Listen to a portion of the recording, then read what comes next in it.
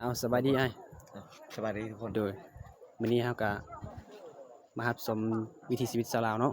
มาเบิ่งชาวบ้านอยู่หากินตามแคมป์ชีทุกคนนะแม่นยามแล้งโดยๆเดี๋ยวนี้คู่มือบอกเขาลงบ่คู่มือเลยโอ้เดี๋ยวนี้ทุกมือทุกคนมื้อนี้มีชาวบ้านกำลังมาทาลง แม่ พร้อน มกันเนาะจังน้อยเนาะแม่นเนาะทุกคนเฮาไปติดตามมาชมกันนะวิถีชีวิตของชาวบ้านคุนศรีนะทุกคนเมืองนอกแขวงสะ แม่ พานเพชร แม่นมื้อนี้คือว่าอ้ายได้เห็นตัวจริงแล้วเนาะจะได้เห็นตัวจริงมื้อนี้แหละ โอ้ ครั้งแรกและ ครั้งแรกเลยโอ้ว่าแต่ซองอ้ายแนวใดแก้ววิไลเคยตะโอยโอ้เก็บไว้หลายคือโอ้ยฝากวนเข้าไปกดไลค์กดแชร์ โอ้ฝากกดติดตามนั่นเด้อ กำลังใจให้ทีมงานเรานะทุกคนนะโดย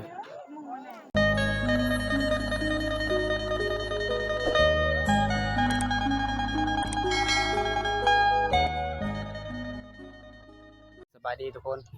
ตอนนี้ก็คือว่าบ่าวเพชรก็สิมาถ่ายเยี่ยมยามเขตชนบทอยู่บ้านป่าบ้านกุนซีเมืองนองแขวงสวรรณเขต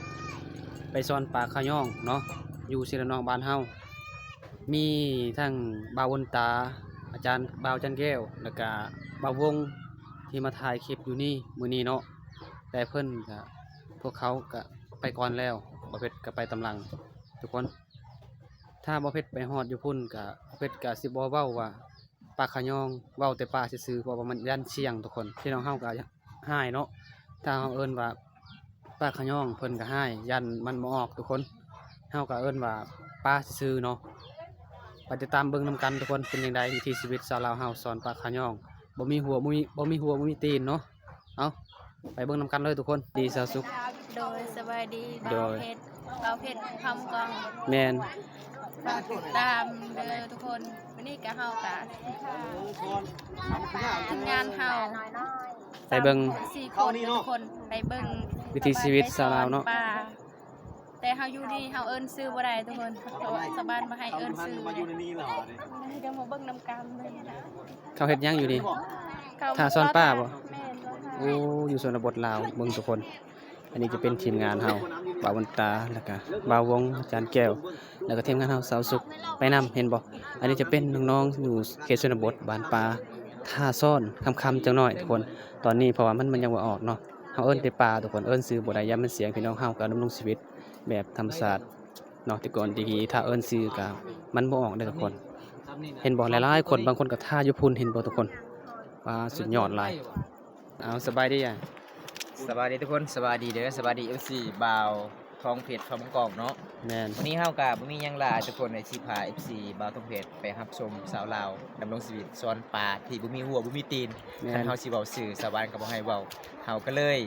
เว้ามื้อนี้ก็บ่ได้ทุกคนหลังจาก แม่น เฮากลับมาเตเซแล้วเฮาเว้าอยู่ในบ้านได้ทุกคนเพราะว่า แม่น FC หลายๆคนบ่เข้าใจว่าป่าอีหยังในเมืองนองเฮามันอยู่ในเซระนองเป็นป่าน้อยที่สุดแล้วก็เป็นป่าคือดินทรายหรือว่าให้ทรายมื้อนี้บ่าวทองเพชรแล้วก็ทีมงานเฮาสิพา FC นะครับชมมื้อนี้ทุกคนเดี๋ยวเบิ่งตัวจริงเลยเนาะ โดย สาวบ้านดำรงชีวิตทุกคน แม่น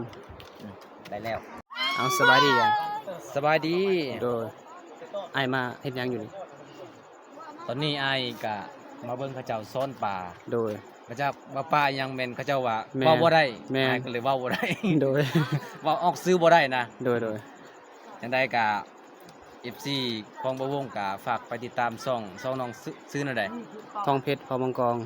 กองเพชร ทองเพชร อ๋อพองเพชรพามังกอง แม่น อ๋อเด้อๆจังได๋ โดย ก็ FC บ่วงก็ฝากไปติดตามช่องน้องนี่เด้อ โดย ตอนนี้ก็ให้น้องพาไปเบิ่งนี่เด้อว่าเขาจะซ่อนแบ แม่ บ น ใด แม่น แต่ละมื้อมันเขาจะซ่อนตลอดบ่ ซอน อ๋อเด้อๆๆ ตอนนี้เฮาก็ไปเบิ่งวิถีชีวิตชาวลาวเนาะ โดย ซึ่งอยู่ชนบทแล้วซองอ้ายแนวใด สงอายกับบ่วงพามังกอง บ่าววงพอมังกรเนาะ โดย เอาฝากถึง FC บ่าวเพชรเด้อมาฝากไปติดตามเบิ่งนํกัน โดย เอาสบายดีอ้าย สวัสดีทุกคน โดยมื้อนี้เฮาก็มารับชมวิถีชีวิตชาวลาวเนาะ มาเบิ่งชาวบ้านอยู่หากินตามแคมป์ชีทุกคนนะ แม่น ยามแล้ง โดย ๆเดี๋ยวนี้คู่มือบอกเขาลงบ่ คู่มือเลย โอ้เดี๋ยวนี้ทุกมือทุกคนมื้อนี้มีชาวบ้านกำลังมาทาลง แม่น พร้อมกันเนาะจังน้อยเนาะ แม่น เนาะทุกคนเฮาไปติดตามมาชมกันนะวิถี โดย ชีวิตของชาวบ้านคุนศรีนะทุกคนเมืองนอกแขวง แม่ สะพานเพชร แม่นมื้อนี้คือว่าอ้ายได้เห็นตัวจริงแล้วเนาะ จะได้เห็นตัวจริงมื้อนี้แหละ โอ้ ครั้งแรกและ ครั้งแรกเลย โอ้ว่าแต่ซองอ้ายแนวใด แก้ววิไลเคยตะโอย โอ้เก็บไว้หลายคือโอ้ย ฝากวนเข้าไปกดไลค์กดแชร์ โอ้ฝากกดติดตามนั่นเด้อ กำลังใจให้ทีมงานเรานะทุกคนนะ โดยเอาขอบใจ สุดยอดหลายทุกคนโอ้จนเบิดคำสิเว้าเห็นบ่นี่แหละวิธีสาวลาวเฮาอยู่ชนบทใครอยากเห็นวิธีสาวลาวเฮาสอนปลาตัวนี้บ่เพิ่นเอิ้นชื่อบ่ไหวบ่ได้พี่น้องเฮาหายเลยอย่ามันเสียงทุกคนเอิ้นชื่อกับมันบ่ออกเนาะมีแต่เอิ้นปลาซื่อๆเลยทุกคนประมาณนี้เลยเนาะคันเฮาอยู่ใกล้เฮาบ่ได้อยู่นี่เอิ้นปลาได้ชื่อมันเนาะแต่ว่าเฮาอยู่นี่เฮาเวลาเขาสอนก็เอิ้นบ่ได้ทุกคนใครเอิ้นชื่อก็เขาไล่มืออะไรทุกคนประมาณนี้ปลาตอนนี้ก็กำลังสิเต็มแล้วหลายๆคนกำลังสิลงแล้วเป็นบ่ทุกคนกำลังสิลงสอนแล้วสุดยอดสุดยอด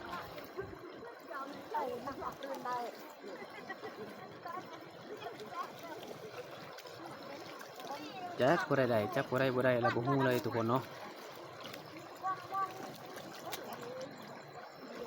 หลายคนก็มาเอามาสอนอยู่นี่แหละสุดยอดเลยเป็นตาเบิ่งหลายเนาะบรรยากาศตอนค่ำนี่ทุกคนเห็นบ่อยู่พุ่นก็แม่นได้อยู่ลุ่มพุ่นเนาะปลามันออกยาวโพดทุกคนมีแต่บอลเดียวนี่แหละแต่ว่ามันออกยาวเนาะนี่เห็นบ่สวิงไปสวิงมาน้ำแบบนี้แหละสุดยอดสุดยอด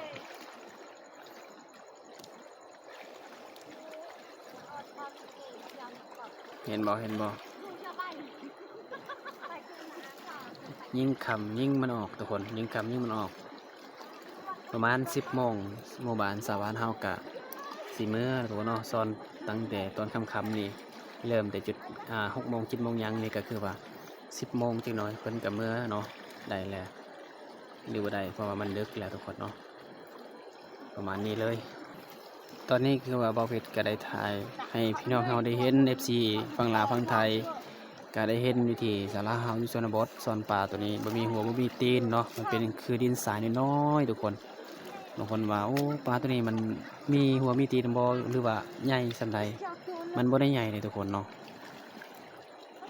หัวตีนก็บ่มีทุกคนแต่มันมีชีวิตเนาะประมาณนี้เลยมีชีวิตกินแล้วก็แซ่บทุกคนเห็นบ่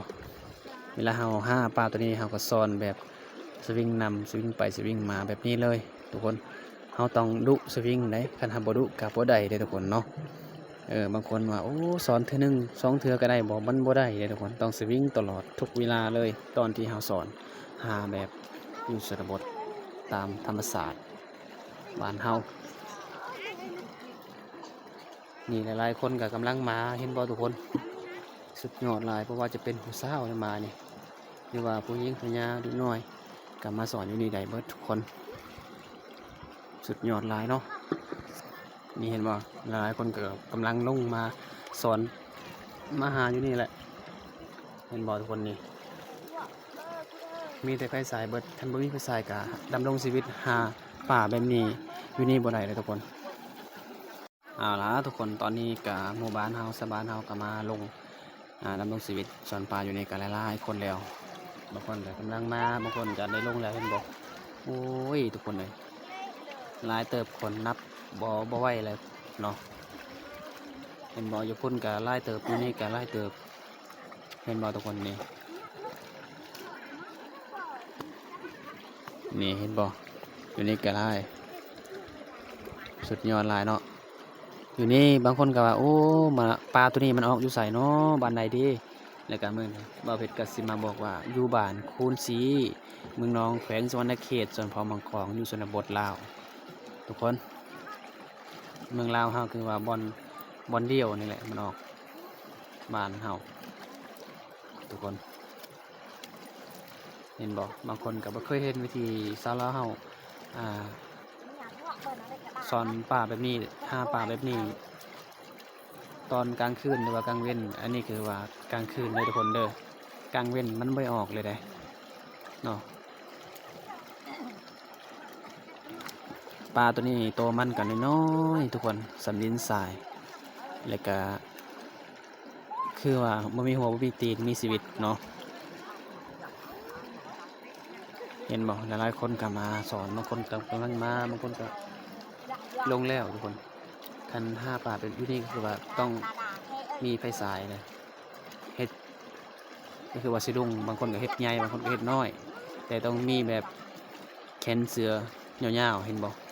เฮ็ดสิลุงให้มันสอนปลาตัวนี้ได้ทุกคนปลาตัวคนเบิ่งอยู่พุ่นก็คือว่ากำลังมาเลยผู้หญิงผู้ชายก็มาได้สอนได้ดำรงชีวิตอยู่นี่ได้เห็นบ่เห็นบ่ทุกคนสุดยอดแล้วเนาะอยู่นี่ก็มีแขกมานำเลยที่มาลงดำรงชีวิตอยู่นี่มาสอนปลามีทางบ้านโลกบ้านคุณศรีเนาะ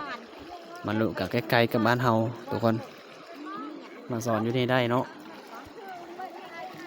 นี่ว่าใครอยากกินปลาตัวนี้ก็คอมเมนต์หรือว่าไปหาบ่าวเพชรได้บ่าวเพชรก็สิให้กินเลยทุกคนบ่าวเพชรก็บ่ได้สอนแต่ครอบครัวบ่าวเพชรก็สอนได้แต่ว่าเฮาซื้อเอาก็ได้เนาะปลาสุดยอดคนหลายเติบทุกคนเนาะเห็นบ่หลายเติบคนเนาะตอนกลางคืนเมื่อวานเฮาสอนกับบ่ได้เห็นชัดเจนปานใดว่าโอ้ได้เห็นแบบว่าโตมันเป็นแบบใดเนาะถึงกลางเว้นประมาณว่ากลางเว้นมันออกก็คือว่าสิได้เห็นชัดเจนทุกคนตอนนี้ก็คือว่าคนก็บ่ได้เห็นเนาะมีแต่เห็นว่าพี่น้องเฮาได้ดำรงชีวิตแล้วก็ถือไฟฉายเห็นแต่ไฟฉายสีแดงสีขาวทุกคนประมาณนี้เนาะหลายคนก็มาดำรงชีวิตอยู่นี่โอ้สุดยอดเลยเต็มเบิดบางคนก็ยังบ่ทันมาเลยทุกคนบางคนก็มาแต่คำเมื่อกี้นี้บางคนก็มาแต่ตอนแรกเนาะหลายคนก็มาอยู่นี่ได้สอนอยู่นี่ได้เห็นบ่ทุกคนหลายคนก็ได้ลงแล้วตอนนี้เนาะแต่บางคนก็กำลังมาคือว่าเป็นเวลา7 โมงตอนนี้ปลาเต็มเบิดเลยพี่น้องเฮาได้มาแต่บ้านเพื่อดำรงชีวิตอยากได้กินปลาตัวนี้ทุกคนบ่มีหัวบ่มีตีนเนาะโอ้เฮาเวลาเฮาหาปลาตัวนี้เฮาต้องสวิงนำสวิงวงซ้ายวงขวาแล้วก็สวิงต้องดุมั่นได้จังใดทุกคนเห็นบ่สะดุงเฮาก็เฮ็ดใหญ่ๆก็คือว่ามันเข้าหลายเฮ็ดน้อยก็เข้าบ่หลายแต่ว่าบางคนก็เฮ็ดใหญ่ก็ต้องมีแข็งแรงต้องผู้ใหญ่คันผู้น้อยก็ต้องเฮ็ดน้อยเนาะเห็นบ่หลายๆคนบ่พุ่นก็แม่นพุ่นก็แม่นทุกคนเห็นบ่อยู่พุ่นก็แม่นเห็นบ่อยู่รวมพุ่นเนาะหลายเติบพุ่นออกเนาะทุกคนเนาะจักผู้ใดๆจักผู้ใดบ่ได้อะไรบ่ฮู้ทุกคนบ่ฮู้กันเลยทุกคนเห็นบ่นี่เห็นบ่โตมันแล้วบางคนก็ได้บางคนก็บ่ได้โอ้เพื่อสิได้มันบ่ได้ง่ายเด้อทุกคนเด้อ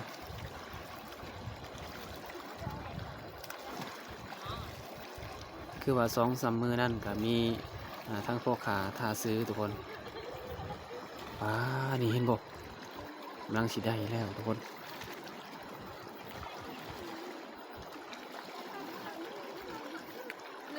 แต่มื้อนี้จักมีจักบ่ได้บ่ฮู้คือกันเนาะ